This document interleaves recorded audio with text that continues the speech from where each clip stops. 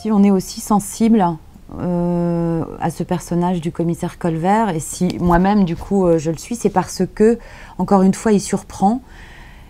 Il se surprend lui-même. Enfin, je crois que là, moi, je voulais vraiment faire un focus sur ce personnage qui a été totalement... Ce que je voulais montrer, c'est son traumatisme de guerre.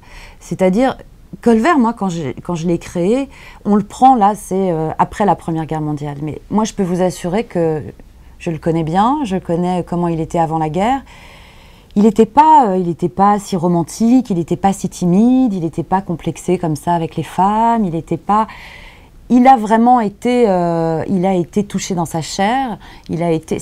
Cette guerre, c'est comme si cette guerre, ça l'avait rendu puceau sur plein de choses, quoi. Et sur ses émotions aussi. Donc, toutes ces enquêtes, ça le révèle. Elle le révèle aussi à lui-même. Et effectivement, il est confronté à ces hantises et à ces névroses de guerre dans la nuit in extremis. Et donc, ça permet aussi une plongée dans cette Première Guerre mondiale qui est quand même la période qui me passionne, et je tourne autour en écrivant sur ce qui se passe pendant, sur ce qui se passe après. Là, voilà, j'aime aussi, je lis énormément sur la Belle Époque, donc c'était l'avant, Première Guerre mondiale. Enfin, c'est vraiment toute cette période-là, moi, que j'ai envie de continuer à creuser, quoi.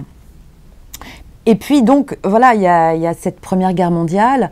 Dans les 2 premiers de la série, on sait juste qu'effectivement, il prend de la cocaïne, ça peut paraître amusant, que c'est amusant.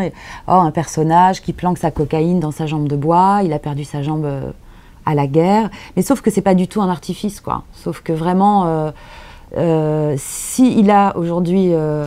s'il est dépendant comme ça de la cocaïne, s'il est si fragile, c'est parce qu'il a vécu cette fameuse guerre de 14-18, cette boucherie.